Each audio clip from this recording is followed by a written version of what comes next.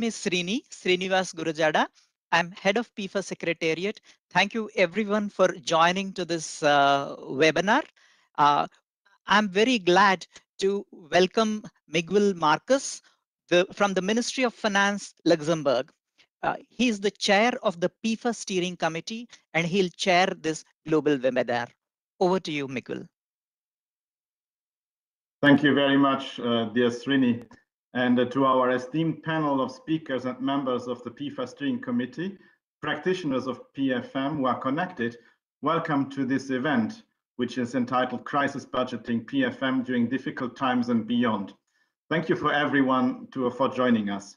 It's indeed my privilege and pleasure on behalf of the PEFA initiative to welcome you here today.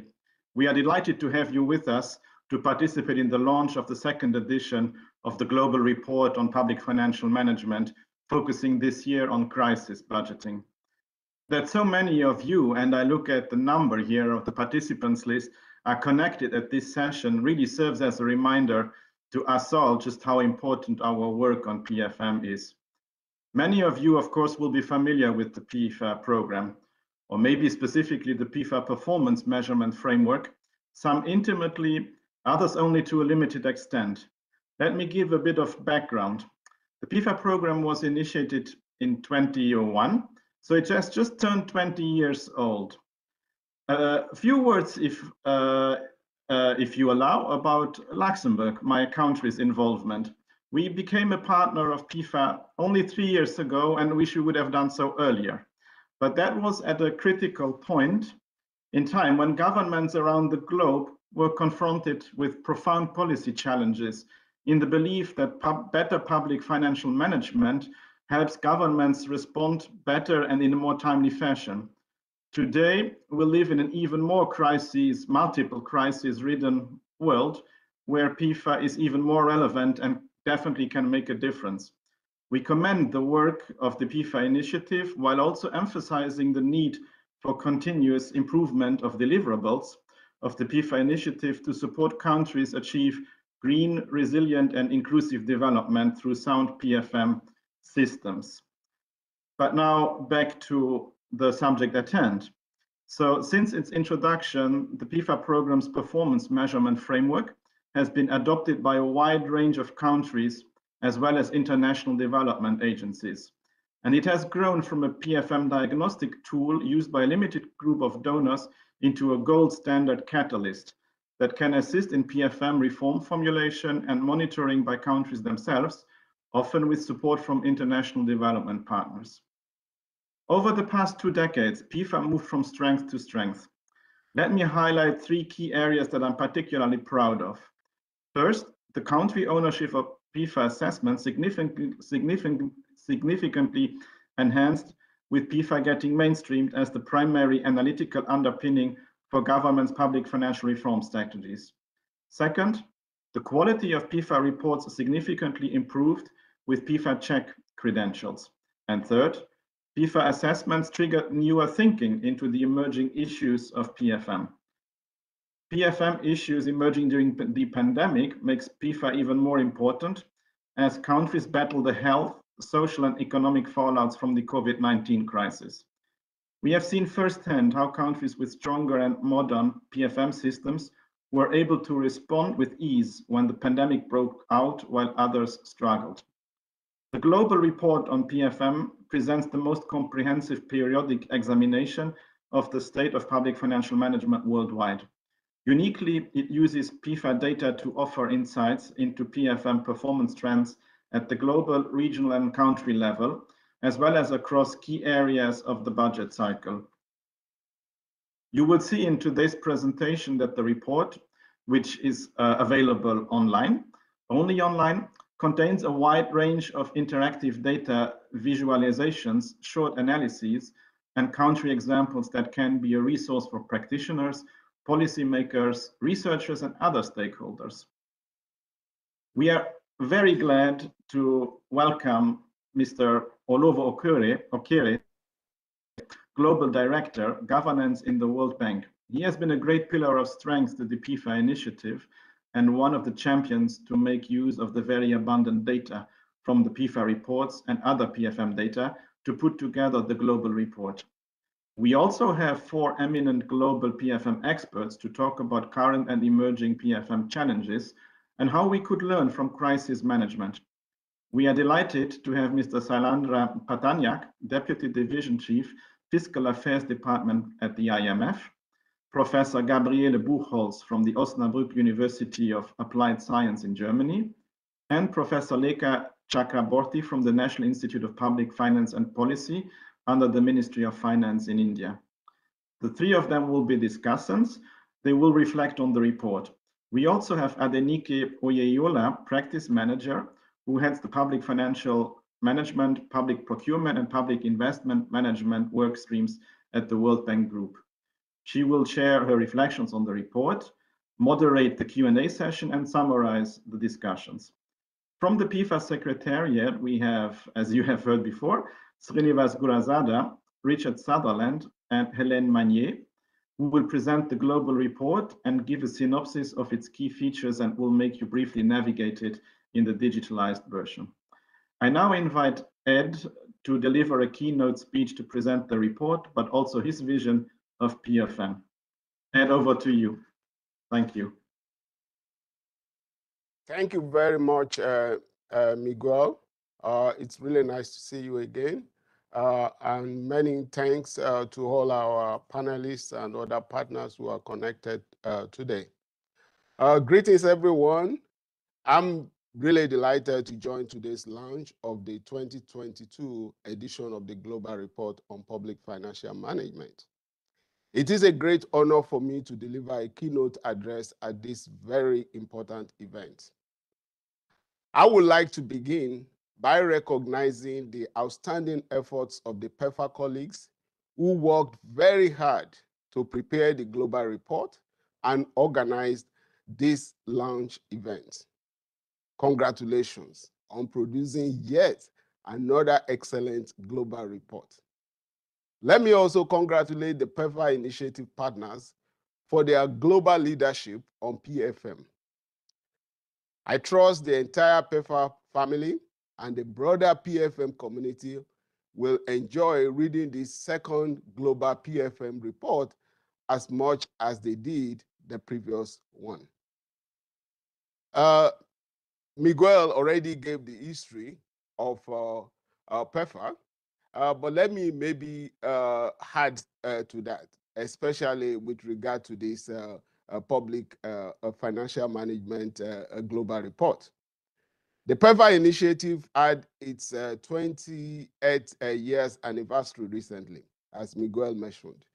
The success of the PEFA initiative is a good example of what collaboration at the global level can deliver. The World Bank is immensely pleased to be part of this initiative, along with 8 other partners. And it is a privilege for us to host the PEFA Secretariat. The PEFA Secretariat supports the delivery of high-quality PEFA assessments to clients across the globe.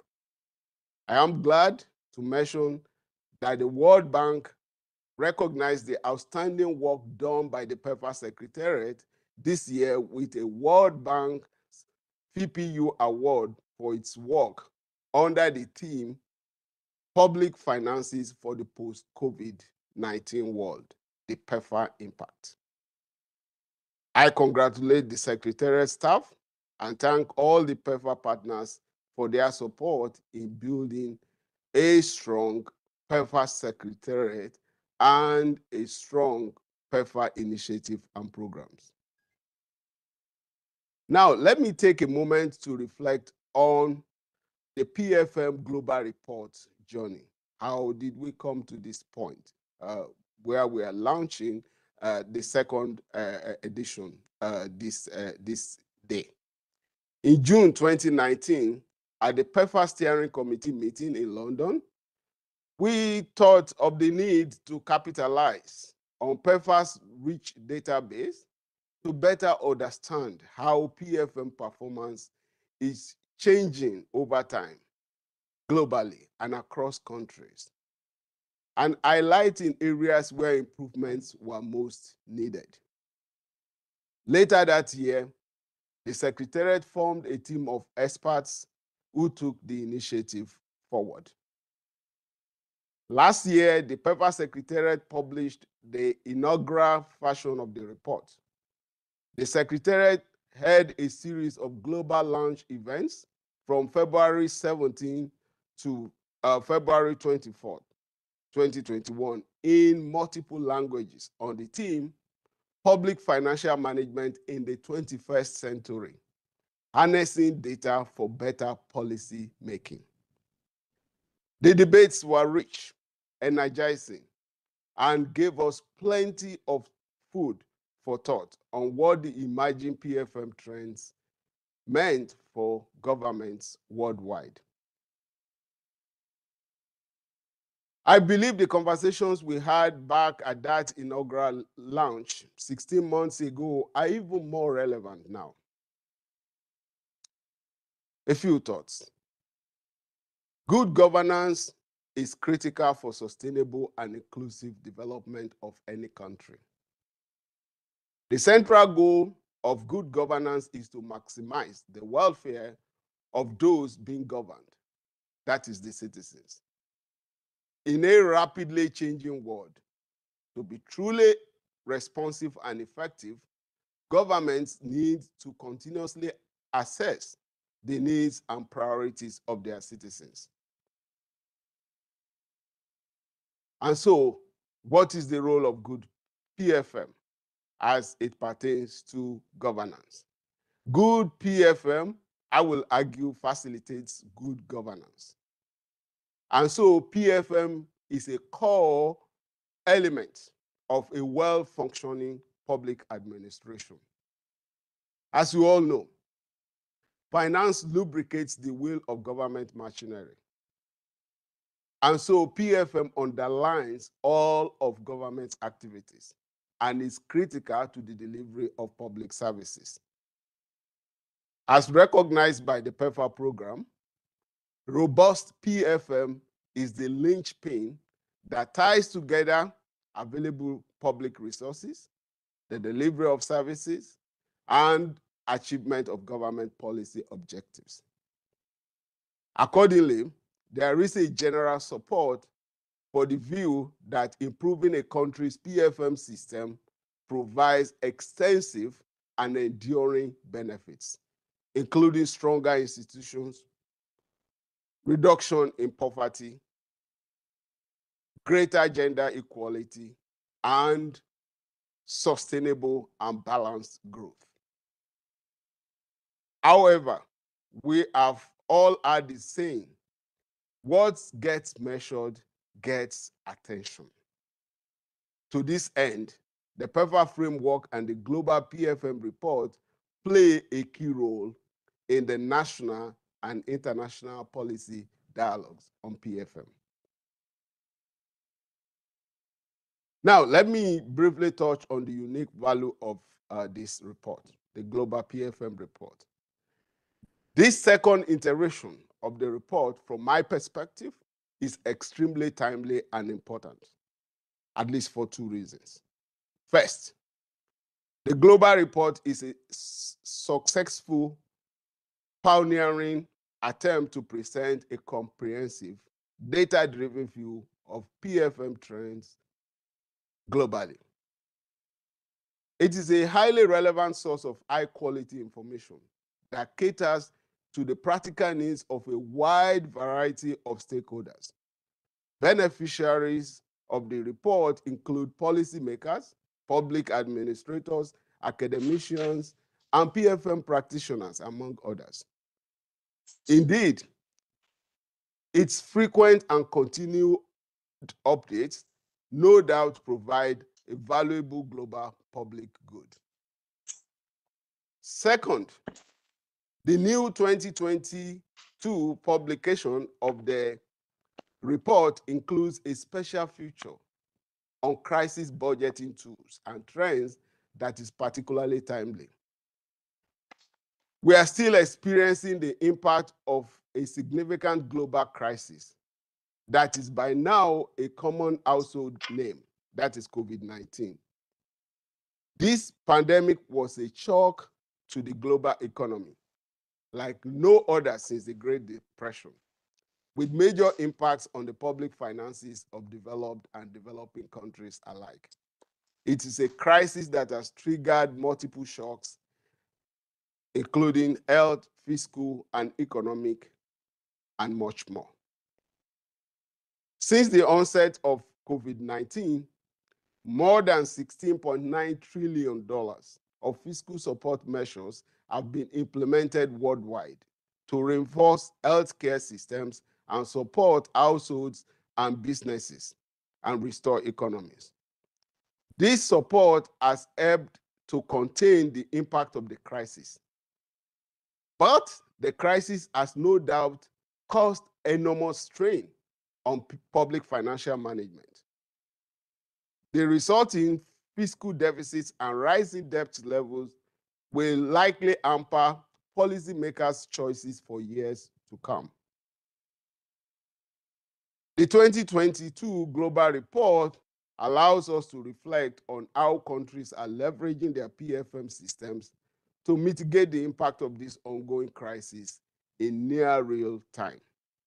So I'm hoping that this report will trigger several follow-up actions to improve PFM in the short to medium term, both at country and global levels, so that these systems can be more resilient and better support fiscal management.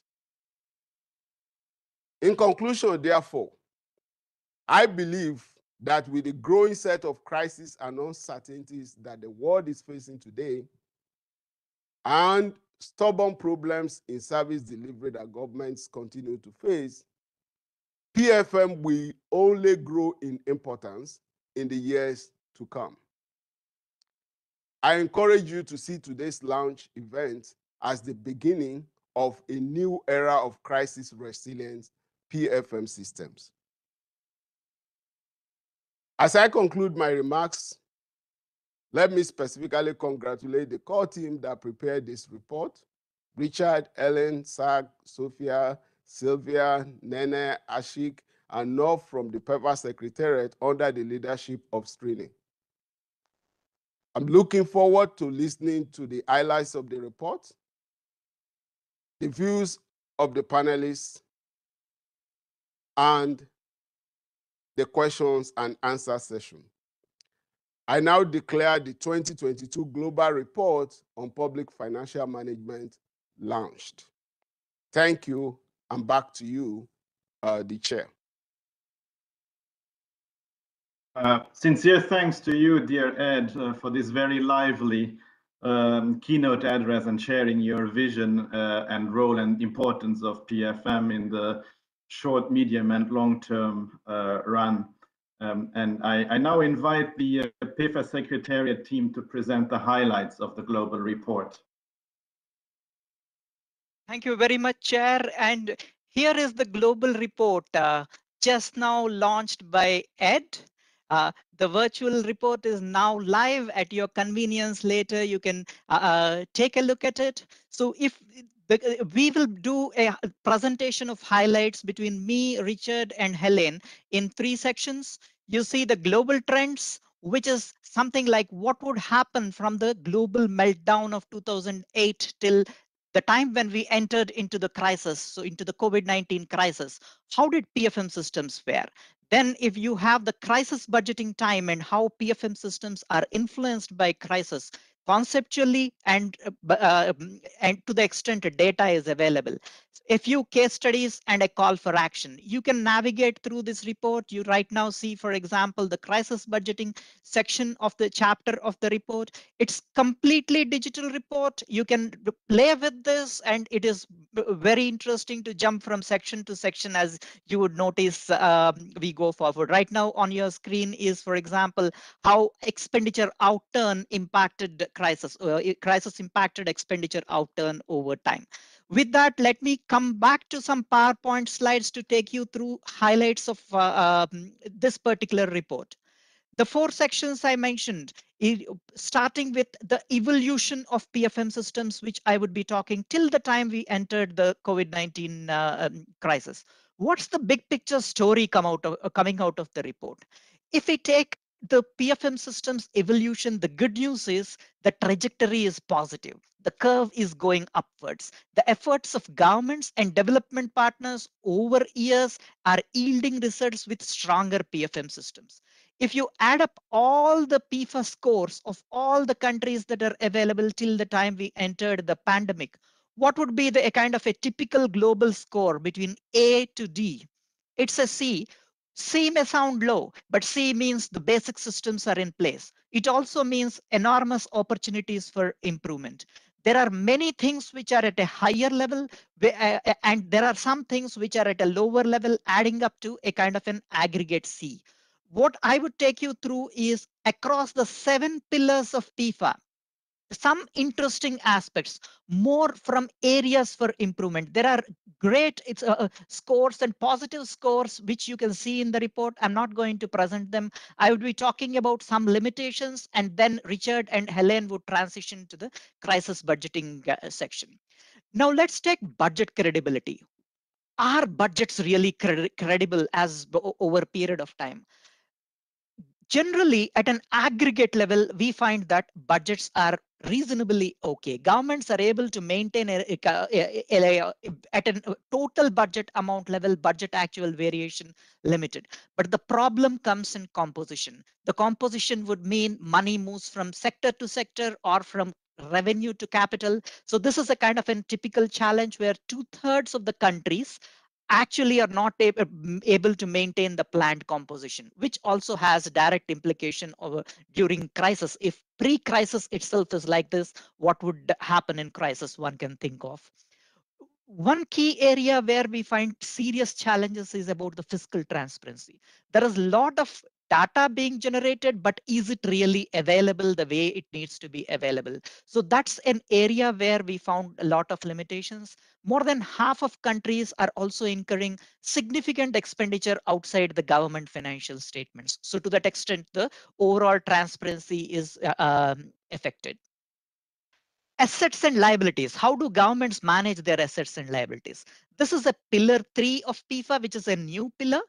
Across the board, countries have generally not done too well on management of assets and liabilities, though there are some exceptions.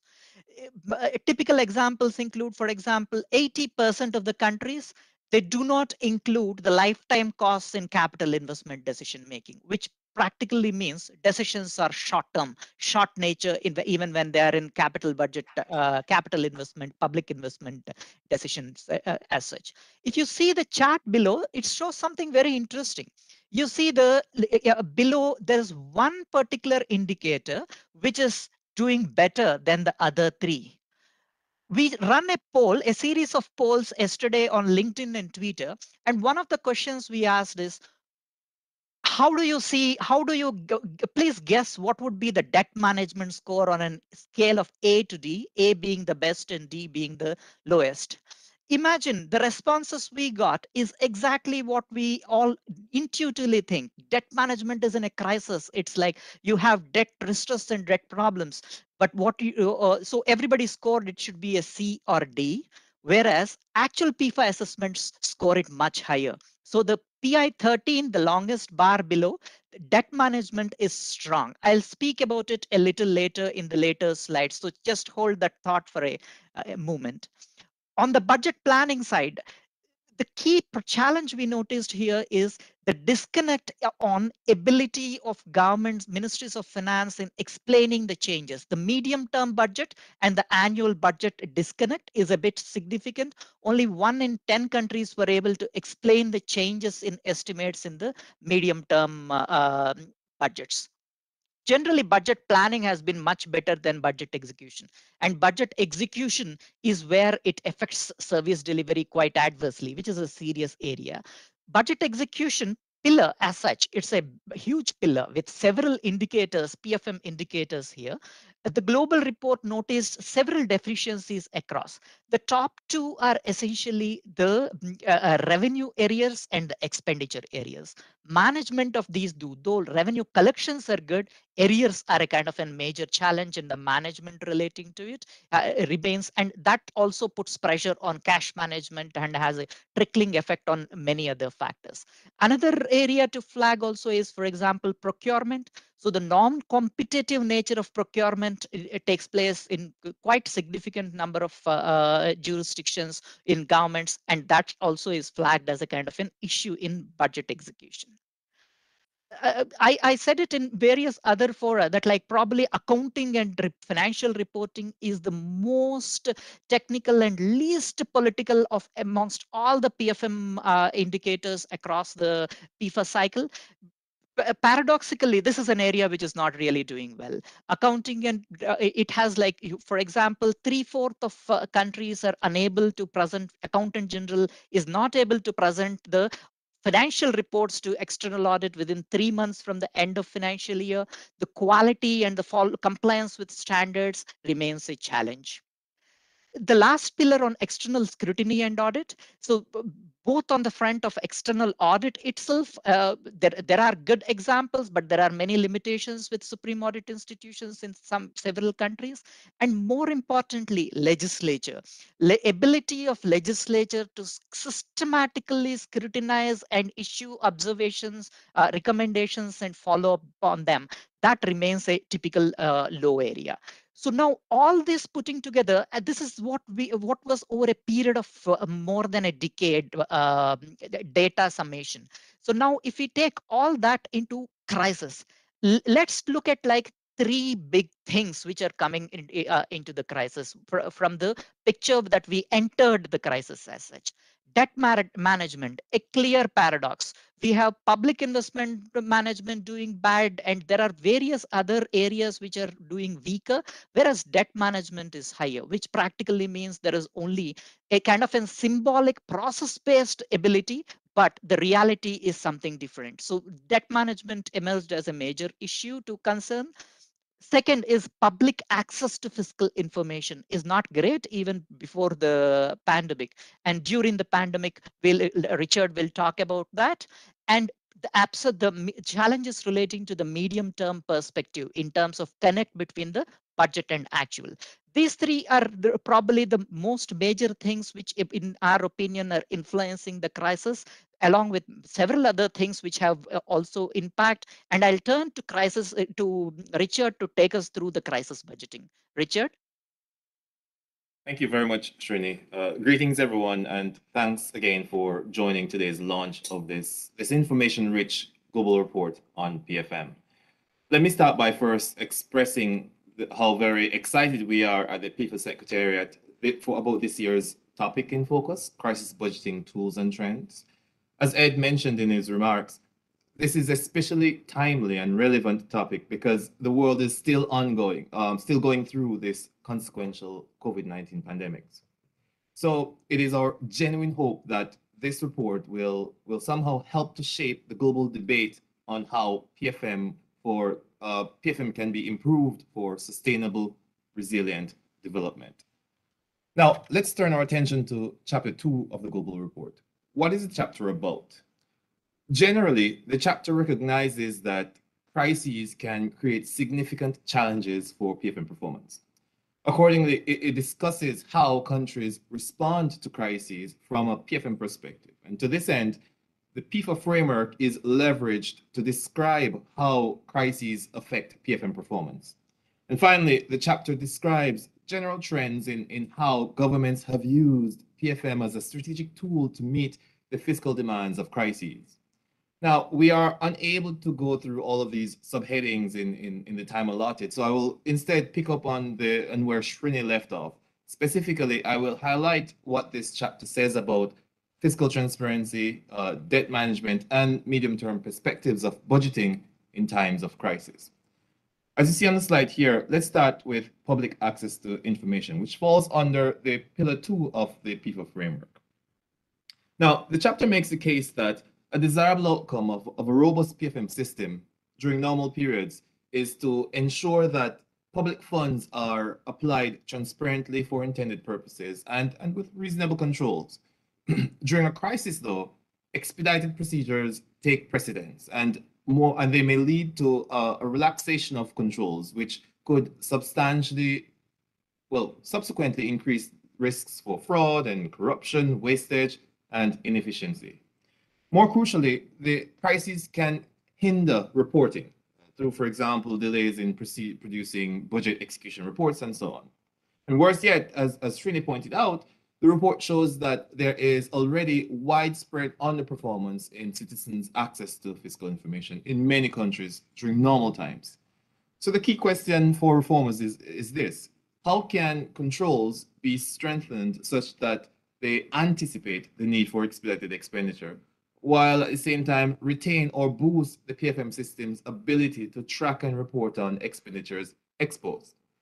Given the importance of transparency for accountability, these shortcomings that Srini mentioned, hindering access to fiscal information, for example, they clearly require urgent attention, both at the global level and at the national level. Turning to debt management, which falls under Pillar 3, the report argues in Chapter 2 that during normal times, PFM is typically focused on ensuring that aggregate expenditures and deficits are consistent with a sustainable macroeconomic framework and within a reasonable level of debt. However, in a crisis, the wise use of debt instruments and particularly fiscal risk management tools becomes especially important mechanisms for maintaining fiscal discipline. Crises, they typically are associated with reduced revenue inflows, reduced tax receipts, and so on.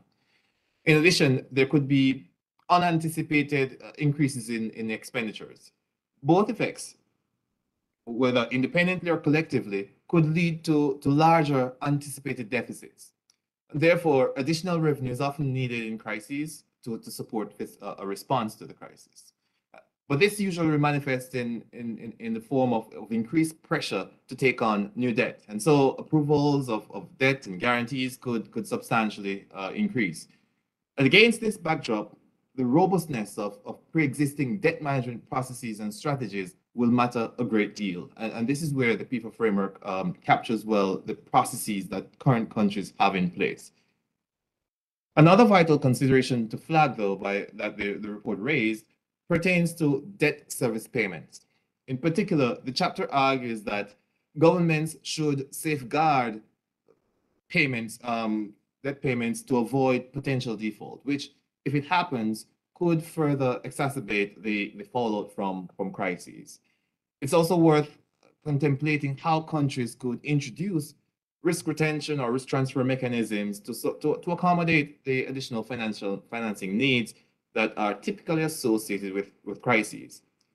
It may also be possible, generally speaking, while it may not be possible to avoid ballooning debt in the aftermath of a crisis, the report argues that governments can make their PFM systems more resilient by improving their risk management frameworks and their access to deferred crisis financing options so as to buffer the impact of the crisis.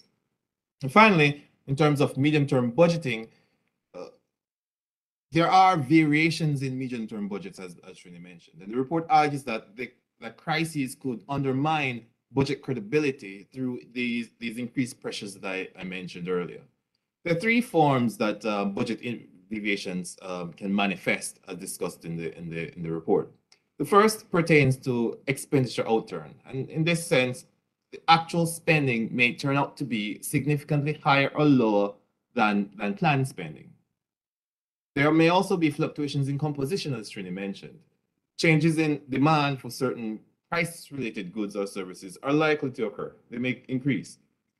Also, pressure to use contingency funds may increase, and likewise, pressure to take on new debt may increase. Altogether, these pressures to reprioritize spending may cause significant differences between the original composition of the budget and the final executed composition of the budget. And the third way that crises affect the differences in the planned and executed budget are deviations in revenue outturn. Like expenditure outturn, actual revenues may end up significantly higher or lower than planned revenues. For example, domestic revenues from taxes, fees, and other sources are likely to decrease whenever there's a crisis due to decreased economic activities. Conversely, though, revenues from grants and donations may increase. So the overall effect, revenue effect, could be a bit ambiguous. Next slide, please. Some key insights. Now, in addition to the data presented in Chapter 1, Chapter 2 likewise offers some empirical evidence to substantiate its claims. This slide, for example, shows that the average year-over-year increase in absolute budget deviations for the current pandemic was a significant 54% increase from 2009, just before COVID emerged, to 2020 when the crisis started reaching out. Now, this jump is massive. In people language, budget deviations deteriorated drastically from a B average score to a C average score. Next slide, please. Now, sorry, previous slide, Trini, sorry. Now, fewer countries could maintain credible budgets. This is what the second statistic shows. Between 2020 and 2019, of 77 countries that reported data, more than 71% or more than half, a significant proportion, reported budget deviations that fell outside of the PEFA range, A score range of plus or minus 5%. This data confirms that the COVID-19 pandemic significantly altered priorities. Almost half of the countries overspent their budgets. So what is the source of all this deviation, and what budgetary tools do governments use to operationalize all this huge crisis financing that Ed mentioned? Next slide, please. This is where these crisis budgeting tools come into play. The report points out 4 major crisis budgeting tools: supplementary budgets, impairments, extra budgetary funds, and contingency reserves. These are not new tools, but they're tools that allow for flexibility in budgeting during crises. It's worth pointing out that most of these tools are discouraged during normal budgeting times. And this is largely because they're associated with flexibilities and adjustments that can lead to higher risks of fraud and misappropriations. During a crisis, however, the rigidity of established rules and procedures can inhibit the government's ability to respond. So with the added flexibility of crisis budgeting tools, priority spending can be accelerated to ensure that government actions benefit those who are in need. Next slide, please. All in all, the chapter 2 underscores that effective crisis budgeting requires achieving an appropriate balance between flexibility and accountability.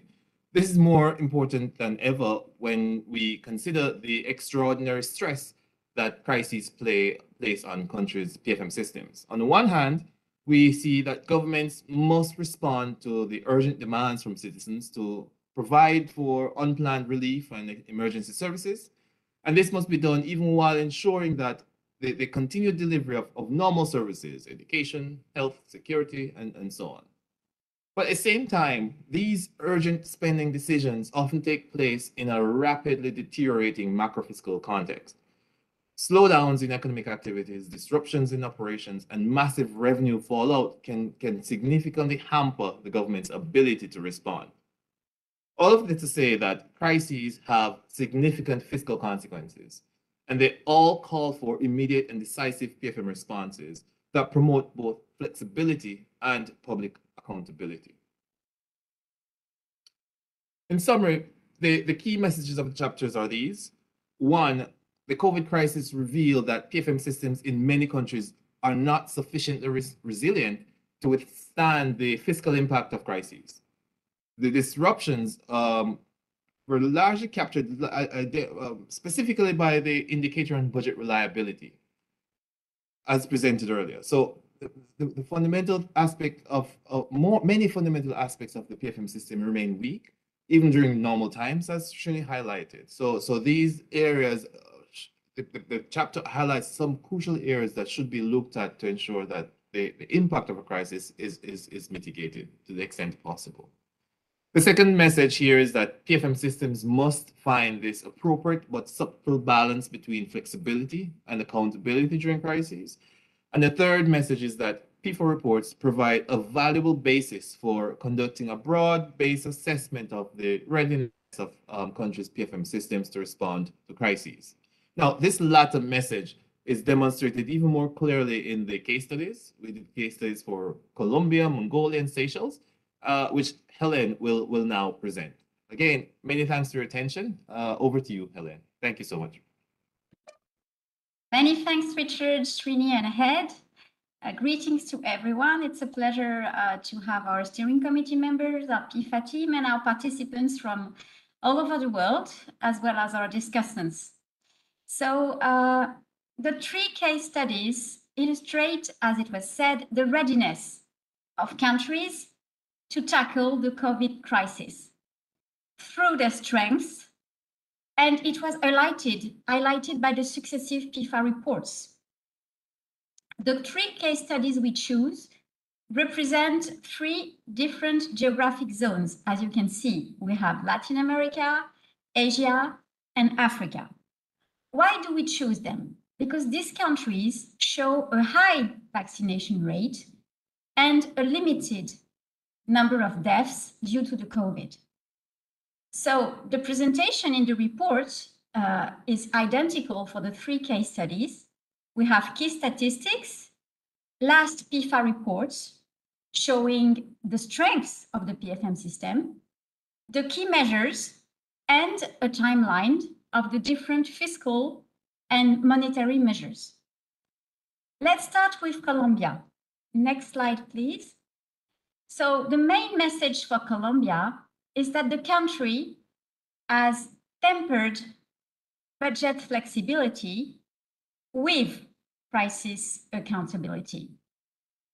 And firstly, I'd like to show that in the last PEFA report, it is shown that Colombia benefits from flexible budget reprioritization and also efficient disbursement procedures.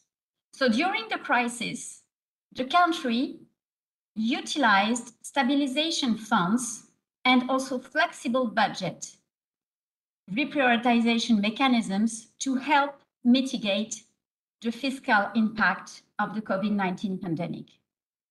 Secondly, the PEFA report shows that Colombia has a robust internal control. Indeed, in the management of the crisis, it was enhanced that Colombia has a fiscal management of the pandemic by making all COVID-19 expenditure publicly available. And it refers to the fiscal transparency we were talking earlier. And thirdly, Colombia's experience demonstrates that civil society can play a pivotal role in effectively using fiscal transparency to ensure public accountability. And once again, we come back to all that was said before. Next slide, please, Srini. The second case study is Mongolia. Mongolia is an example of the efficient coordination early crisis response. As you know, Mongolia has a border of more than 4,500 kilometers with China. And in the last PEFA report, it is demonstrated that Mongolia organizes an efficient consolidation of cash balances, has put a transparent and accountable procurement, and finally, an adequate control of expenditure arrears. So what has been shown during the crisis, and it's the second point, that the government of Mongolia used multiple tools to tackle the crisis. This includes grants, loans, credit guarantees, central bank monetary policies, and all of these helped the country meet its financing gap and provide enhance social protection for its population.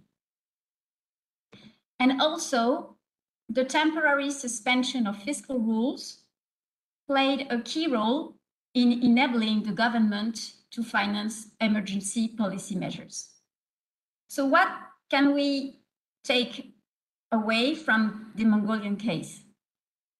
The Mongolian authorities acted decisively, but also early and quickly.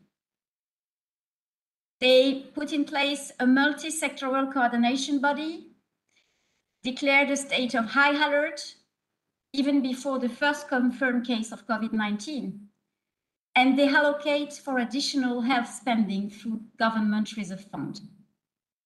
And finally, the government balanced the fiscal support provided with public debt sustainability. And there again, we come back to what was said before. Next slide, please.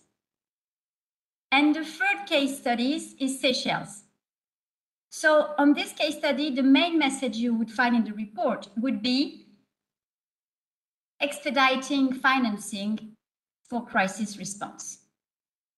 Why do we choose Seychelles? Because the Seychelles is the first African country to have launched a vaccination campaign in January 2021. And the last PEFA report shows robust annual financial reporting, regular interim financial oversighting, and once again, a large public access to fiscal information. So as we saw before, there were a range of crisis revenue and crisis budgeting tools that helped the Seychelles to mitigate the impact of the crisis.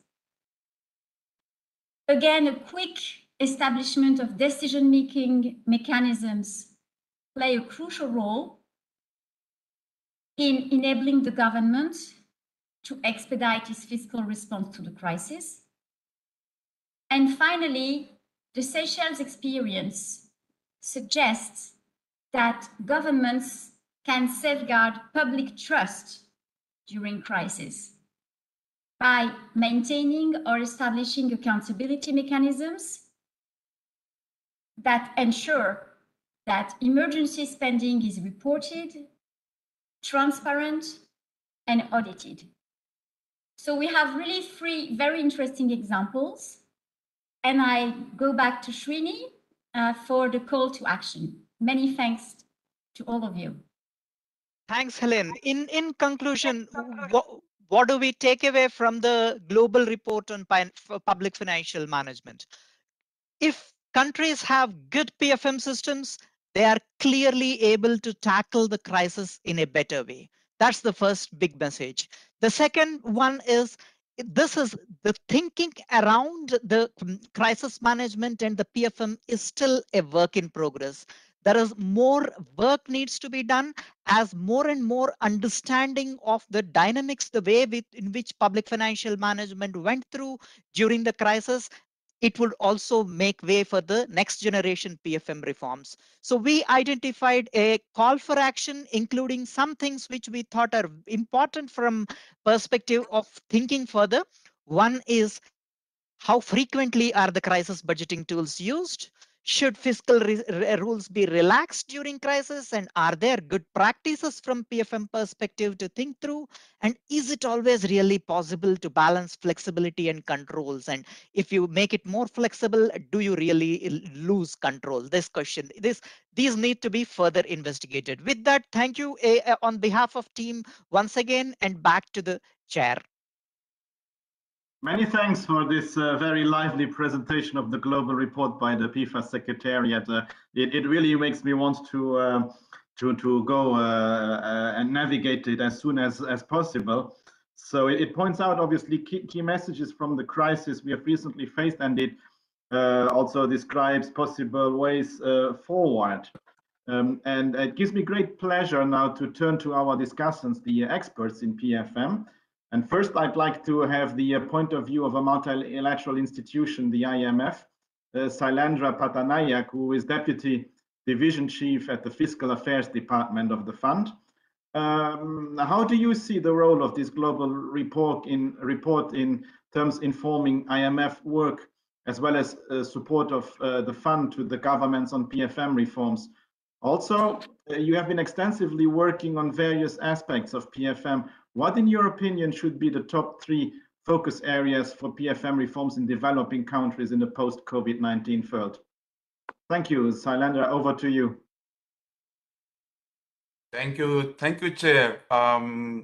First of all, good morning and good evening to everyone. It really gives me great pleasure to be part of this important event.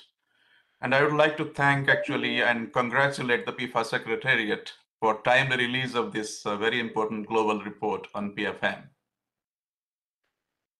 We should look at this global report on public financial management in the current context.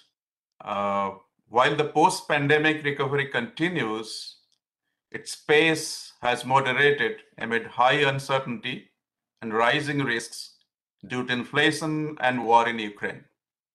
Also, as Ed mentioned in his introductory remarks, countries are faced with rising debt levels and deficits. So in this context, the global report is an eye-opener and points to several areas that should receive priority to make PFM systems sufficiently resilient and which will help avoid ad hoc crisis budgeting measures. It's interesting to note from the global report that weak budget execution systems undermine potential benefits from strong performance in the budget preparation stage. This resonates with what we at the IMF actually emphasize in our support to countries, that it is important to have a holistic view of the overall budget cycle in prioritizing and sequencing PFM reforms, because the PFM system is only as strong as its weakest link. If the weakest link continues to be budget execution, maybe we should address that first before introducing more advanced approaches to budget planning and preparation. I also note from the global report that public access to fiscal information and fiscal risk reporting and public investment are among the weakest areas of PFM. This calls for relying even more on some of the CD tools that we have developed at the IMF in our support to member countries. Let me mention some of them. The IMF's Fiscal Transparency Code and Fiscal Transparency Evaluation could help countries enhance their disclosure of fiscal information and identify reform priorities in this area. The IMF has also produced and published several tools to identify, monitor, and manage fiscal risks. One can download them from the IMF's Fiscal Risk Portal. Finally, the Public Investment Management Assessment, or the PIMA framework of the IMF, can also help countries identify strengths, weaknesses, and reform priorities to strengthen PFM institutions for more efficient public investment. So these are some of the tools which we have at the IMF, and taking cues from the global report in terms of the priority areas, I think in our IMF work going forward, we could rely even more on these tools. Let me now turn to the second part of your question. What should be the top 3 focus areas for PFM reforms in developing countries in post-COVID-19 world? As countries are emerging from the grip of the pandemic, they need to carefully calibrate their fiscal policies while reducing their debt levels that was partly pushed up due to temporary fiscal support measures, as Ed mentioned, during the pandemic. So countries also need to have an appropriate strategy for more agile budgeting, because the crisis situation is going to continue for some more time given the uncertainties associated with the current juncture. And better management of risks are also important.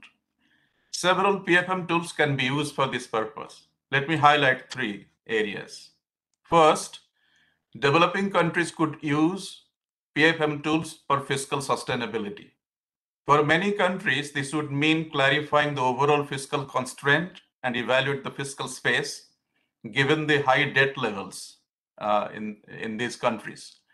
They should then identify priority sectors, for example, health, social spending, water, or support for economic recovery that may need bigger allocations within the overall fiscal envelope.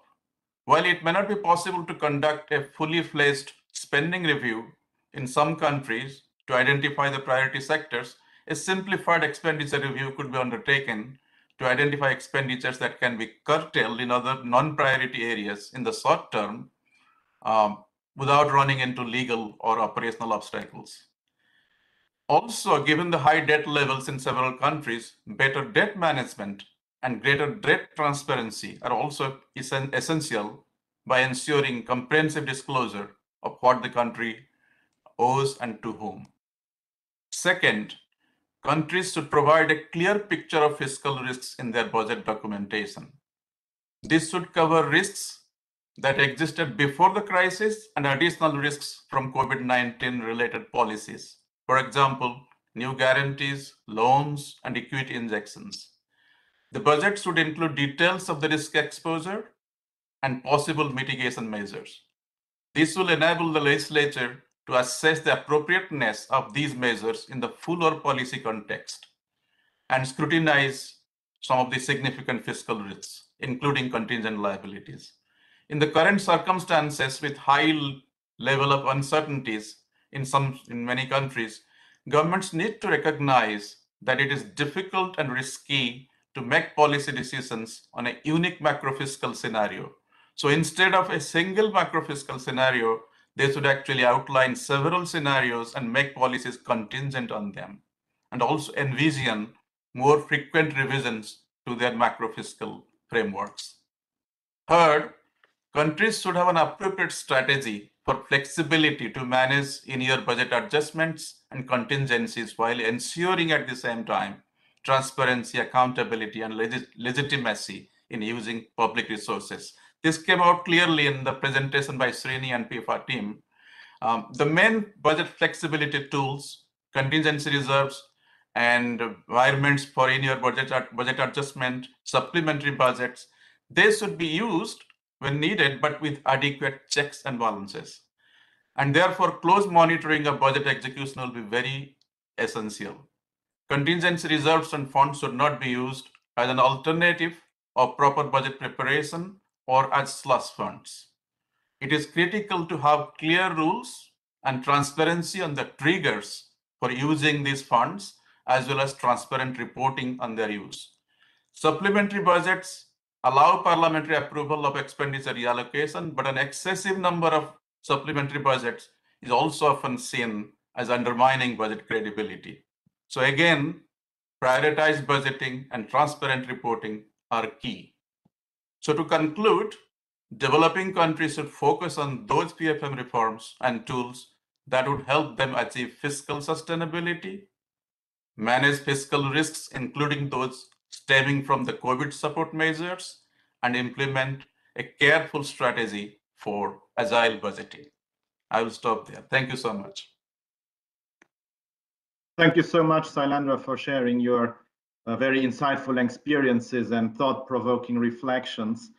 It now gives me pleasure to turn to the research community with Dr. Gabriele Buchholz, professor at the University of Applied Sciences, Osnabrück in Germany. Dr. Buchholz, from your point of view of a researcher and your experience, there is a broad consensus that PFM matters for development outcomes, but much of the research is still contested. How can we convince decision makers and development partners that PFM is critical to meeting their priorities? Over to you. Thank you.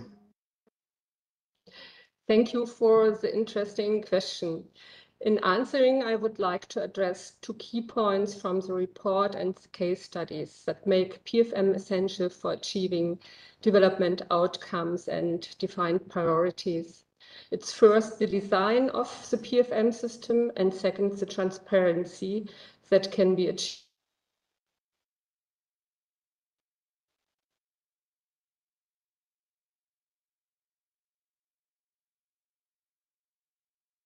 Not everything is outcomes. The PFM system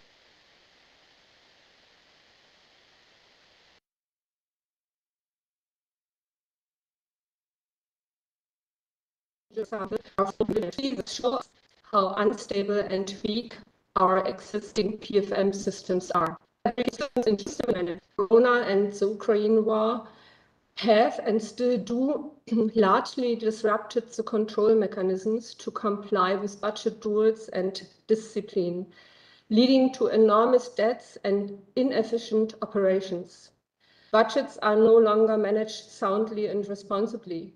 We are burdening future generations with today's debts and no longer providing public services of the required quality, for example, maintaining public infrastructure.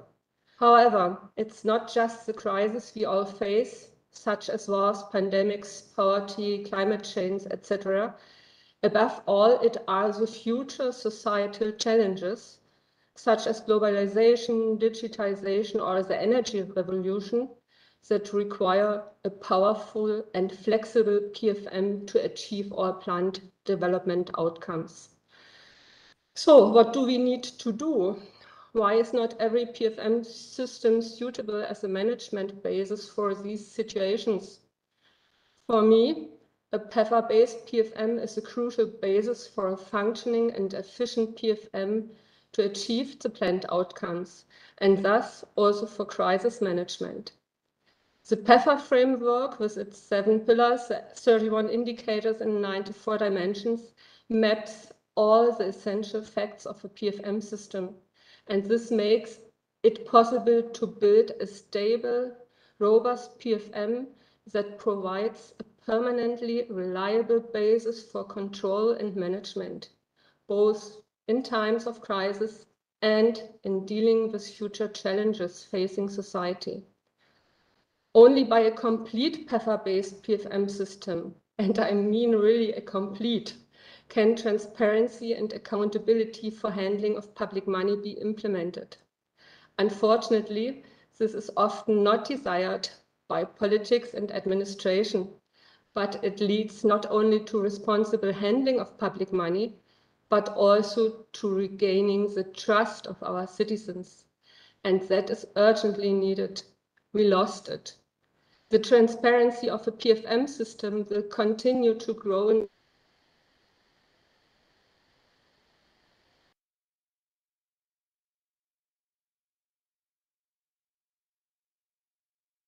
the next few years. Transparency. Only through comprehensive transparency in line with PEFA indicators and dimensions is accountability for government and administrative actions possible, thereby influencing the willingness of civil society and business to transparency and societal advancement. So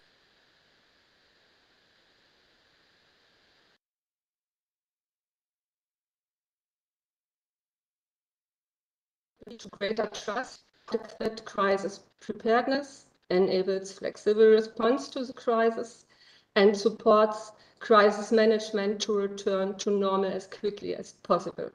It can also better address the fundamental challenges as a result of societal development trends.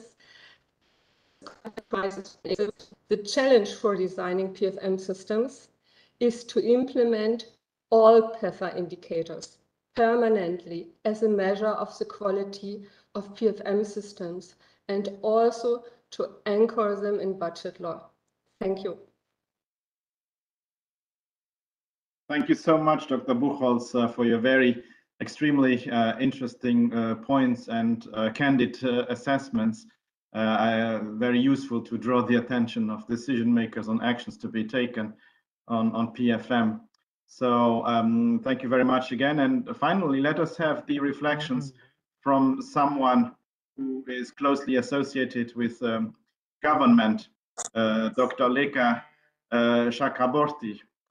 You are coming from the institution which conducted the PEFA assessment for India, and you are a well-known expert on public finances in India. What are your reflections on the global report? Can you share your reflections on fiscal rules during a crisis and how intergovernmental fiscal architecture influences PFM systems? Thank you, and over to you. Thank you. Thank you. Thank you for that nuanced two questions. And thank you, Srini, for having me. And regarding the first question on the fiscal rules, one thing that is clearly coming out from the presentation, especially by Srini on the global trends chapter, is the institutional reforms that is impending, especially the constitution of, fiscal councils. That's the kind of institutional reforms that we need to, take it up as a sequel to this report. And second is, when we think about the fiscal rules, how do you measure the resource gap? That's an important question, because in the fiscal consolidation path, of course, these are times of revenue uncertainties, and more or less nations have gone through expenditure compression to reach to that fiscal consolidation. But now in the crisis budgeting, we have seen that there is a clear narrative across nations that deficit is good. So in this context of high deficit and high debt, we are trying to substantiate this high fiscal deficit and high debt by linking it to capital infrastructure investment and also to reduce the output gaps. So once the cyclicality is adjusted, then how do you measure that resource gap? Is fiscal deficit a crucial variable or a sufficient variable to understand that resource gap? This is a second question, other than, you talk about the political economy and constituting the institutions like fiscal councils. And when I talk about this measuring the resource gap, if not fiscal deficit, in order to incorporate the concerns Rini raised, that something is happening beyond the purview of fiscal deficit. So what could be that ideal measure to capture these kind of non-transparent things happening in terms of enhancing the deficit? So could it be a PSBR? Because most of these non-transparent way of accessing the resources happening through the public sector enterprises, and it will not be a part of your fiscal deficit. So whether the constituting a new measure, it's not really new, a PSBR, a public sector borrowing requirement, could be a solution to have that right kind of measure. This is a question number two, I would like to highlight regarding the fiscal rules. And third point is the fiscal and monetary policy coordination. And it has clearly come out from the presentation of Helena, the context specific, the country specific presentations, and how this fiscal and monetary policy coordination happened. And in this context, central bank has beaten the bullet. They have started increasing the interest rate, and they are all now belonging to the team persistent. They don't belong to the team, that transient group. They don't believe that inflation is transient anymore. So when that inflation targeting framework and the trust or the perception of the central bank is towards that team persistence, then they don't no longer focus on public debt management. Interest rates are going higher. The cost of borrowing is going higher. So in this context, what could be that ideal fiscal stance which we require to respond to this? Because interest rate is exogenous. So we need to look into not only the threshold ratios of the deficit, but how you finance the deficit as a part of rethinking about the fiscal rules. So these were the quick points on that. Now coming to the second question related to the intergovernmental fiscal mechanisms. Of course, Srini and me, we had a discussion last night regarding the principle of subsidiarity and the importance of not having a top-down approach in the context of the PEFA, and what is the importance of PEFA in the context of subnational governments. And the subnational government's fiscal space is mainly through the intergovernmental fiscal transfers, and the volatility in the intergovernmental fiscal transfers that's affecting the fiscal space of the subnational government. So here we cannot believe on the hard budget constraint anymore, because now that kind of a typical public financial principle of central government focusing on the macroeconomic stabilization function, that's no longer operating. Now the state governments and the subnational governments are equally exposed to the risk and equally exposed to the macroeconomic uncertainties. So we cannot say that the macroeconomic stabilization function is just confined to the central government. So when the macroeconomic stabilization function is equally a responsibility of the state governments, we have to understand that the fiscal space is important. And there, as per the principle of subsidiarity, the decisions need to be taken at the level closest to the people. And there, the intergovernmental fiscal transfer mechanisms and the equalization transfers, that's quite crucial. And we need to look into, the public, financial management perspectives from the perspective of the principle of subsidiarity as well. And, my final point is about, the institutional reforms in the context of monetary policy and fiscal policy coordination. We don't believe in seigniorage financing of deficit anymore. So we have moved from the seigniorage financing to the bond financing. It's a kind of a taboo that the government is going to release, money or, engage into a kind of fiscal seigniorage to finance the deficits. So that kind of, financing of deficits is almost constant towards a kind of bond financing of deficit. At the same time, center banks, they no longer believe in, keeping the interest rates lower. Now they have bitten the bullet and they have started increasing the interest rate. It has got its own pressure on the interest rate because interest rate is of course exogenous. So do we need to focus on the primary deficit, as the operational parameter of the governments? So this is another question we need to look into when we talk about the fiscal rules. So in this context of monetary and fiscal policy coordination, the constituting fiscal councils, that's quite relevant because the political economy is equally important. And we need to ask the question, if there is any deviation between, what is announced in the budget and what is actual, and what could be the reasons, whether it is related to the bad assumptions or the bad models by the policy makers, or whether it is random, or whether it is a short-term phenomenon because of the COVID pandemic or exogenous, geopolitical risk. So these dichotomizing of what led to,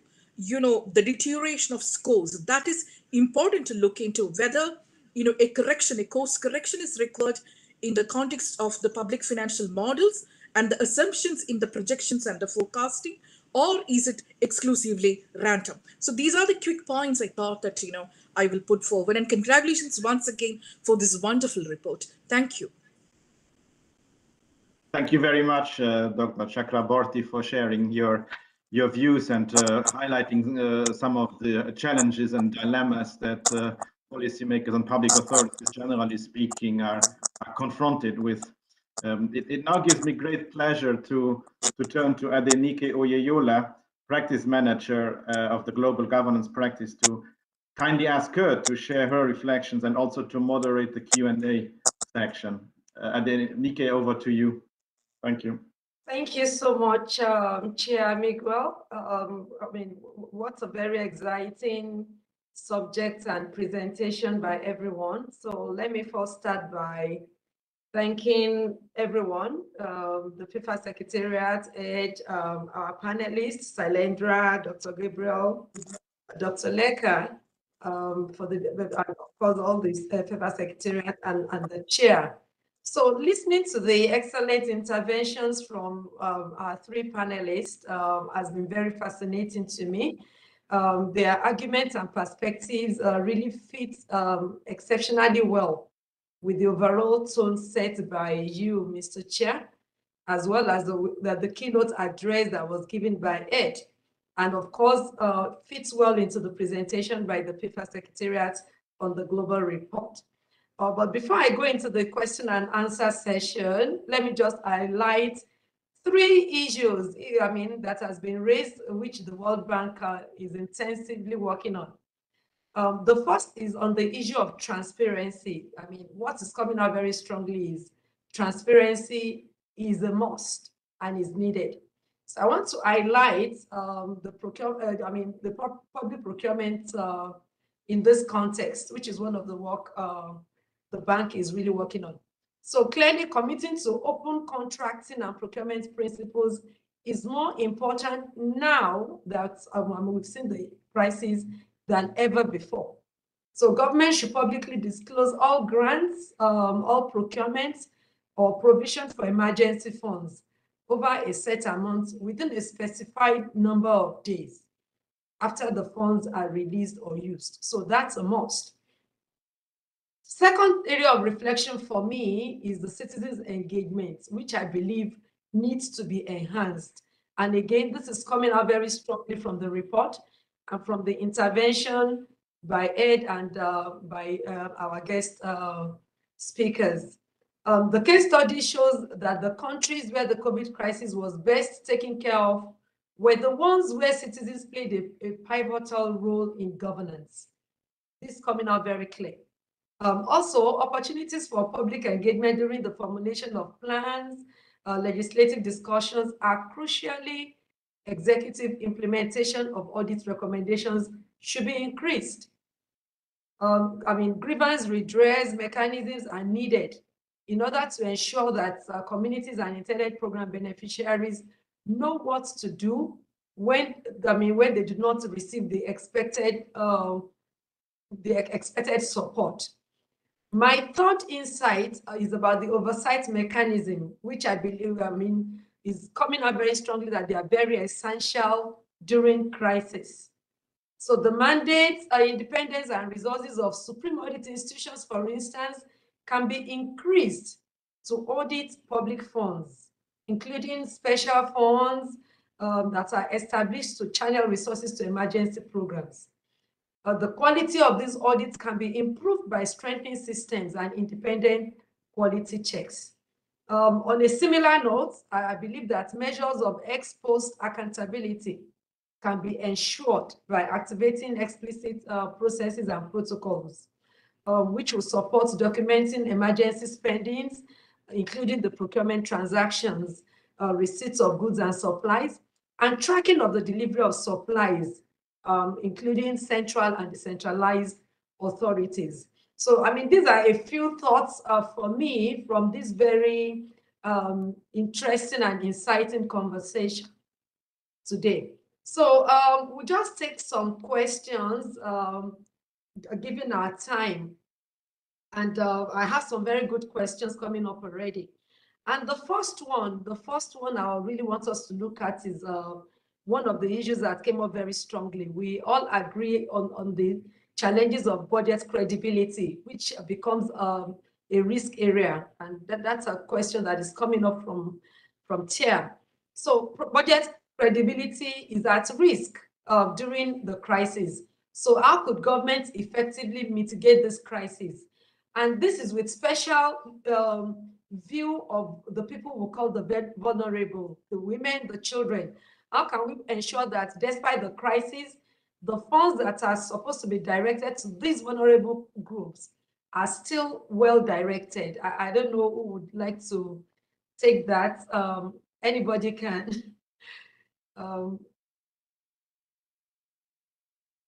So, budget credibility is at risk, but how do we ensure that the vulnerable are still well taken care of despite this in the crisis period? Maybe I can give some thoughts to that. Please go on. Yeah, thanks, Adenike. So this is a very important question, actually, because budget credibility is an issue not just during crisis times, but also we do see in many countries. This remains an issue. So you have to look at what are the underlying factors. First of all, I think one of the things which we perhaps might have come in the PEFA report is that how the different policies are being costed, because experience shows that, there is a tendency by line ministries to sort of sometimes play the games to, underestimate the policies. And but during budget execution, they know that if this is an important area, priority sector, they will get the money anyway, and therefore they propose a supplementary budget and the expenditure increases. So I think the focus has to be, first of all, at the underlying factors and systems. Are the policies being properly costed or not? And secondly, given that, as many countries are now facing with higher debt burdens, and Lekha mentioned that as well, and there is a need to actually do prioritization, and this is where the focus, as I said, should be on social sectors. But if you have to spend more money there, you have to reduce allocation somewhere else.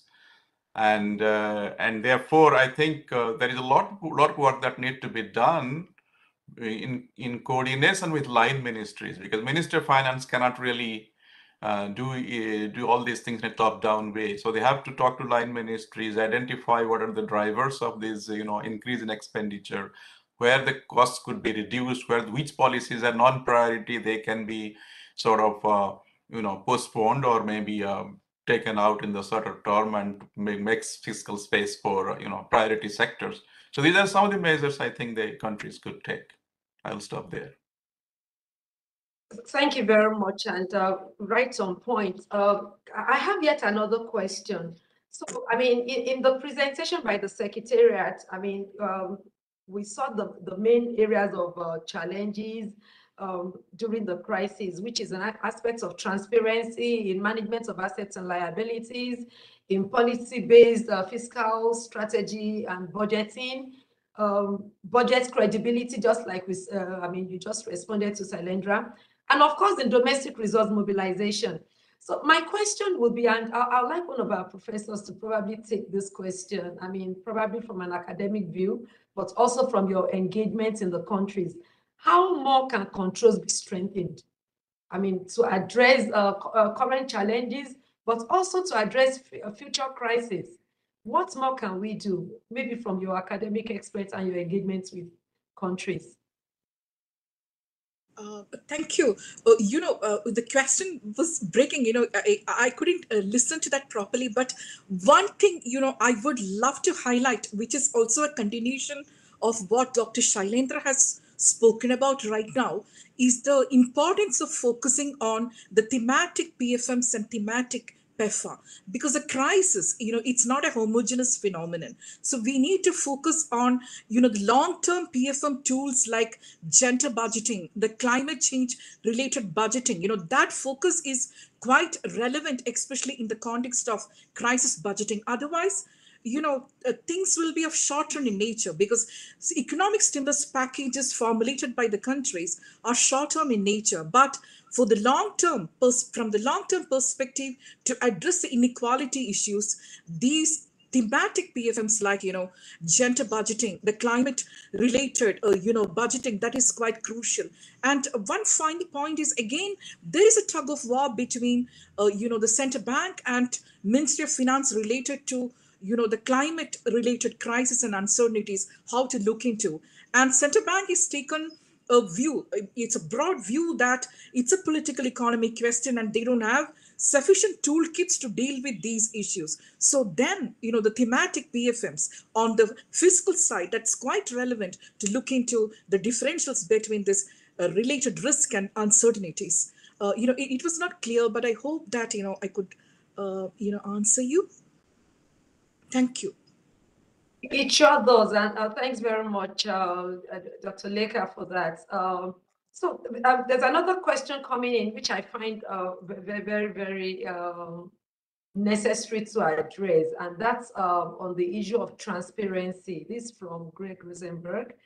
Thanks, Greg. And I mean, he said many governments are not very good at communicating their budgets clearly for a range of target audiences. The act of publication is not enough. Budget reporting should also be clear, lucid, consistent, and credible. I'm reading everything you said. So for many PFM officials, seeing the budget documents as tools for policy engagement and communication requires a mind shift. And this is definitely true. I'm sorry, I don't think it's a question. It's a statement of fact. So, and I think for every government official that is connected today, it's very necessary that we take this up.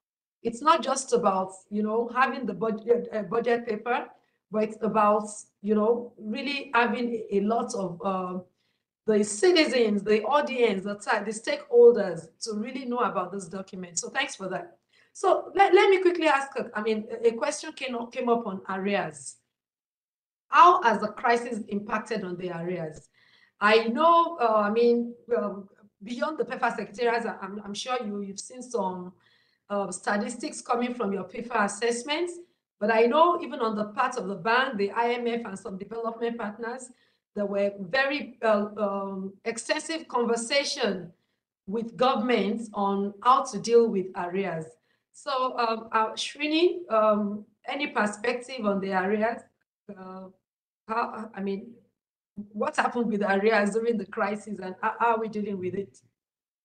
Thanks, Nikkei. That's a great point, Tracy. And arrears is probably the biggest challenge, even in normal times, just to get to the number. So many cases, I say, what's the arrears? The financial statements doesn't speak about it. There is no way to capture in a developing country systematically arrears. Often, this is an assessment when an IMF mission takes place. It's the collaboration between finance ministry, IMF, and the World Bank come out with what is a realistic percentage of arrears. So during a pandemic, it's very clear that the arrears have gone up. The quantification is something which probably we will, as more and more PEFA assessments come, we'll get solid numbers because one has to systematically quantify and put a number there. But right now, the evidence is pretty clear that that has gone up.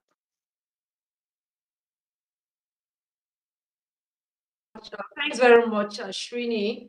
Just one last question. I know we're running late, but I just want thoughts from, any of our panelists or our chair of the PEFA Secretariat.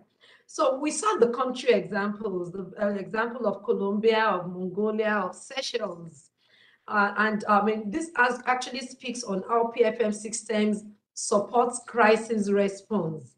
So my question is, how is the PEFA Secretariat working on moving ahead with conducting crisis readiness assessments with for country PFM systems? I think this goes to the Secretariat actually. How are you moving ahead? I know there's a lot of work in progress, engagement with government.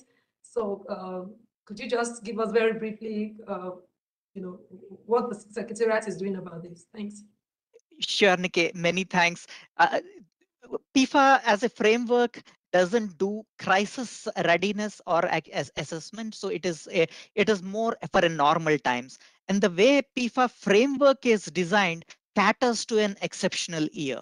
So if when an assessment of PEFA assessment is done, if the scores are going down, it is beyond what is reasonable for a crisis. It means it's pretty weak. The system is pretty weak. So PEFA assessment report can be a foundation for making disaster resilient PFM systems, which governments can need to act upon. But PEFA Secretariat itself, like PEFA framework itself, directly doesn't do the assessment. Thanks very much. I guess for time reasons, we'll stop it at this, but there are quite a lot of interesting aspects coming out, and I think that we can leverage on. We have the good work on GovTech that is going on. I believe making government more efficient on technology are areas that they can respond very well in future. So thanks, everybody. I'd like to pass it over to the chair to close this event. Over to you, Miguel. Thank you very much, Nikkei, also for brilliantly moderating the Q&A sessions and offering your own very insightful views and perspectives. And indeed, the session today was very intensive, and the questions show that we could have gone on, and the conversations will continue. So all the speakers also tackle contemporary issues of PFM and share the direct effect it has on citizens. So I'd like to specifically thank our speakers, Ed, Sailendra, Dr. Gabriele, Dr. Leka, and Nikkei. And I would also like to congratulate the entire team of the PEFA Secretariat for their excellent work in developing the report and organizing this webinar. I thank also the audience from across the world for participating in the event. And of course, I encourage all of you to navigate, to read, and to play with the digital report now online. The report, I would like to inform you, will also soon be made available in French and Spanish. There will be events to promote these versions. Before closing, I would also like to draw your attention to the next PEFA event, and I hope that you will attend this event scheduled on July the 13th, which is on the role of public finance in accelerating gender equality. Information relating to this event will be published on the PEFA website, and also social media channels. And of course, I also encourage all of you to follow PEFA on various social media channels, generally speaking, such as Twitter, LinkedIn, Facebook, and Instagram, and whatever other channels there may be. And it's 4 o'clock here in Luxembourg, so bye for now, and all the very best to everyone to keep it within the time frame. Thank you so much. And again, it was a great honor for me to be part of this. Thank you. Thanks, Miguel. Great moderating. Thank you so much. Thank Thank you you. so Bye-bye, much. everyone. Thank you. Thanks. Thank you, Bye. everyone. Take care. Bye. Thank you.